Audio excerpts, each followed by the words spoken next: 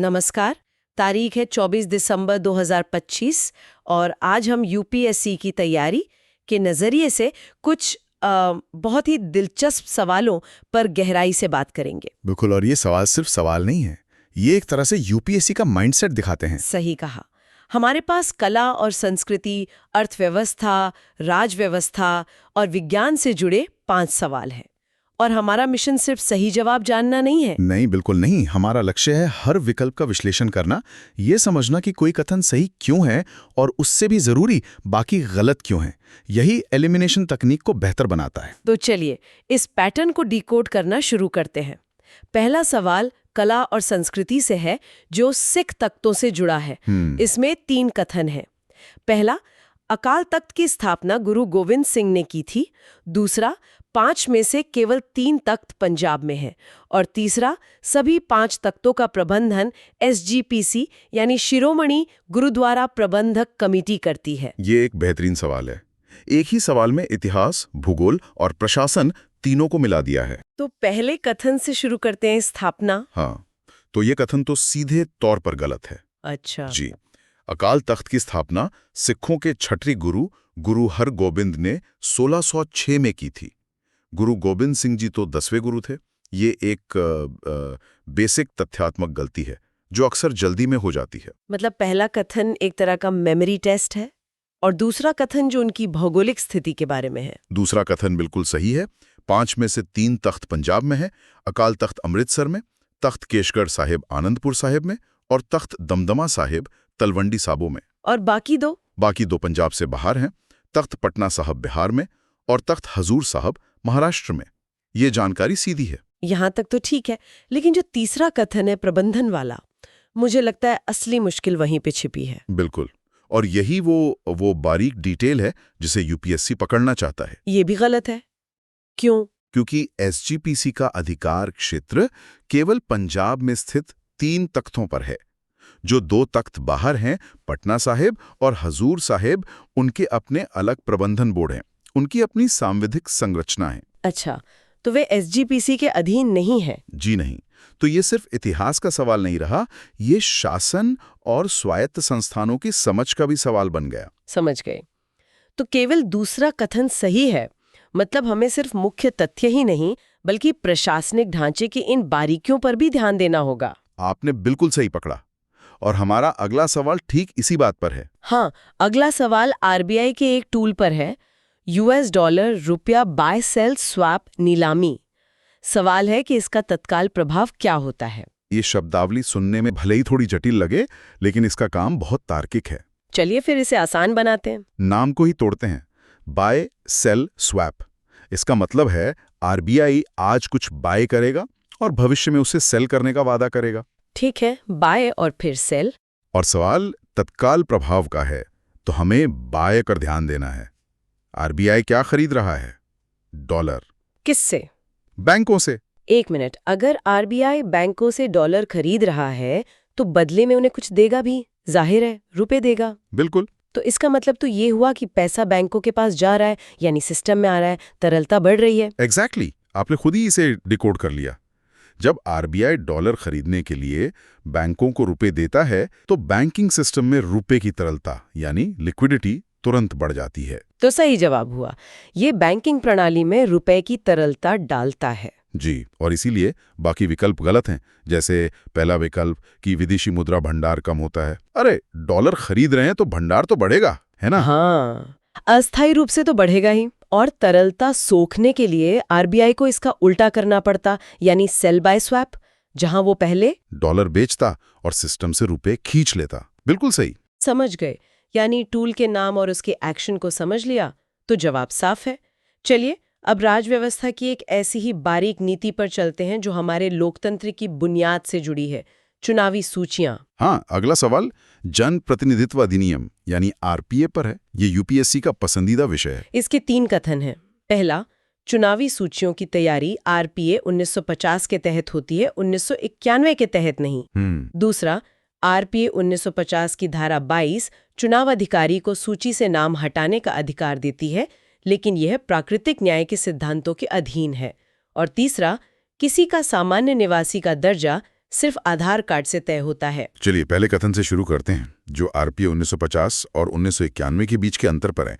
ये कथन बिल्कुल सही है। ये एक मूलभूत अंतर है ना? जी, जो हर एस्पिरेंट को पता होना ही चाहिए।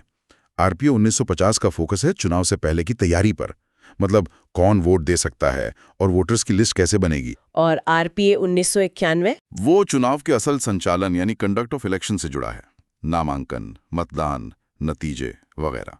यानी एक कानून वोटर बनने की प्रक्रिया तय करता है और दूसरा वोट डालने की। ये तो याद रखने का एक बहुत आसान तरीका है। बिल्कुल।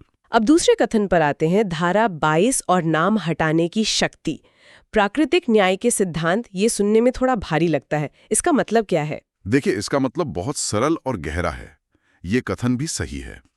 धारा 22 चुनाव पंजीकरण अधिकारी को सूची से नाम हटाने का अधिकार तो देती है, पर यह शक्ति असीमित नहीं है। अच्छा। प्राकृतिक न्याय का सिद्धांत कहता है कि आप किसी के खिलाफ एक तरफा कार्रवाई नहीं कर सकते। आपको उस व्यक्ति को सूचित करना होगा और अपना पक्ष रखने का मौका देना होगा। आप बिना नोटिस दिए चुपचाप किसी का नाम वोटर लिस्ट से नहीं हटा सकते।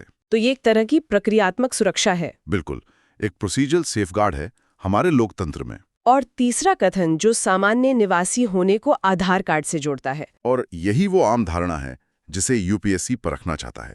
ये कथन गलत है। ये गलत है? जी, कानून की नज़र में सामान्य निवासी होना एक तथ्यात्मक स्थिति है, यानी क्या आप वाकई उस पते पर रहते हैं। आधार आपकी पहचान का प्रमाण है, आपके निवास का एकमात्र निर्धारक नहीं। अच्छा, तो मतलब पहला और दूसरा कथन सही है। ये अधिकार आधारित ढांचे की बात हुई, पर हमारा अगला सवाल एक ऐसे नीतिगत बदलाव पर है जो शायद इस सोच से थोड़ा दूर जा रहा है। आप मनरेगा की बात कर रही हैं? जी। चौथा सवाल प्रस्तावित विकास भारत guarantee for rural employment and minimum growth यानी वीबीजी रैमजी अधिनियम पर है। सवाल इसके संरचनात्मक परिवर्तनों पर है। यहाँ संरचनात्मक शब्द बहुत महत्वपूर्ण है। क्यों? क्योंकि ये सिर्फ नाम बदलना नहीं है, ये योजना की मूल प्रकृति में बदलाव का संकेत है। तो पहला बदलाव बताया गया है कि ये फंडिंग को मांग संचालित से मानकीय आवंटन मॉडल में बदलता है। ये कथन सही है और यही इस पूरे बदलाव की जड़ है। ये सिर्फ एक तकनीकी बदलाव नहीं है, ये योजना की आत्मा को बदलने जैसा है। आत्मा को बदलने जैसा कैसे? देखिए, मांग संचालित मनरेगा का मतलब था कि ये एक अधिकार आधारित कानून है। आप काम मांगे, सरकार पैसा देने के लिए बाध्य है। एक तरह से ब्लैंक चेक जैसा। सही पकड़ा आपने।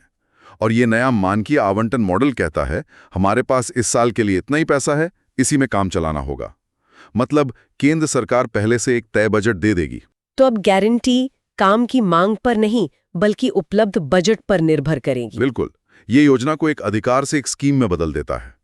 यूपीएससी यही वैचारिक अंतर पकड़ने को कहता है। ये तो बहुत बड़ा बदलाव है। दूसरा कथन एक अनिवार्य विराम अवधि की बात करता है। ये भी सही है। प्रस्ताव में कृषि की बुआई और कटाई के पीक सीजन के दौरान 60 दिन की अनिवार्य विराम अवधि का जिक्र है। और इस दौरान काम की गारंटी निलंबित रहेगी। इसके पीछे का तर्क ये है कि मनरेगा की वजह से खेती के लिए मजदूर नहीं मिलते। तो ये एक तरह का नीतिगत द्वंद्व है, सामाजिक सुरक्षा बनाम कृषि अर्थव्यवस्था। और तीसरा कथन ये कहता है कि योजना सिर्फ बीपीएल परिवारों तक सीमित हो जाएगी। ये कथन गलत है। मनरेगा की एक बड़ी खूबी उसकी सार्वभौमिकता थी। कोई भी ग्रामीण परिवार इसका लाभ ले सकता था।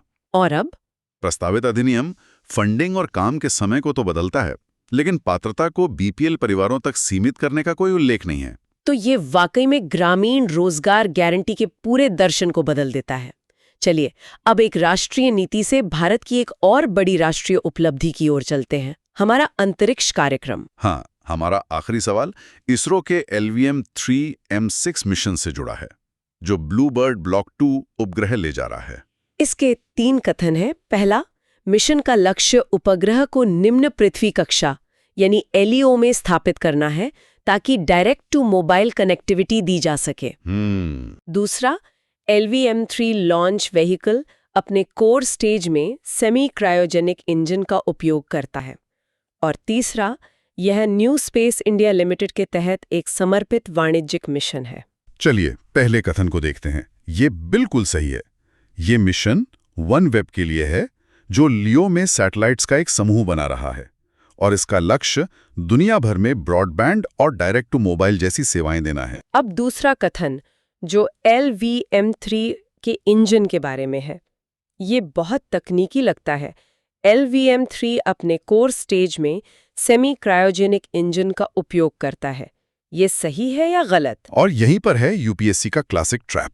अरे मतलब ये गलत है? जी, यह कथन गलत है।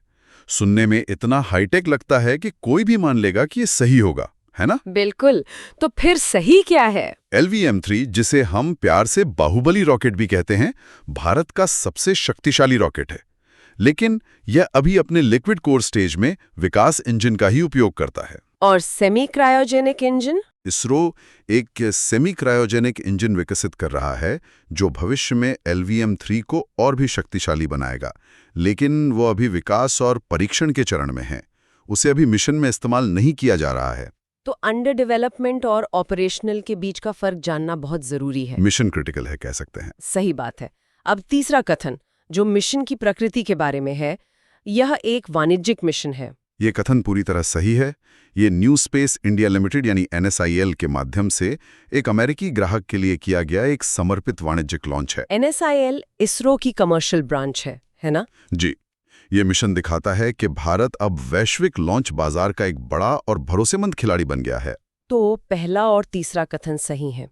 इससे दो बातें साफ होती हैं। एक, अंतरिक्ष अर्थव्यवस्था में भारत की बढ़ती भूमिका, और दूसरी, तकनीकी डिटेल्स पर पैनी नजर रखने की जरूरत। बिल्कुल। तो आज की इस पूरी बातचीत से मतलब हमने सिर्फ 5 सवालों के जवाब नहीं जाने, हमने एक पैटर्न देखा है। एक पैटर्न। यूपीएससी अब हमसे उम्मीद कर रहा है कि हम गुरुओं के क्रम जैसे तथ्यों से आगे बढ़कर SGPC के प्रशासनिक ढांचे को समझें, RBI के किसी टूल के नाम से आगे बढ़कर उसके पीछे की मौद्रिक नीति को समझें, और एक रॉकेट लॉन्च की खबर से आगे बढ़कर उसके इंजन की तकनीक को जानें। सही कहा। एक प्रतियोगी के लिए सबसे बड़ा सबक यही है कि खबरों को सतही तौर पर न पढ़ें। हर खबर के पीछे की मूल अवधारणा को पकड़ें। जी, उसके निहितार्थों को समझें।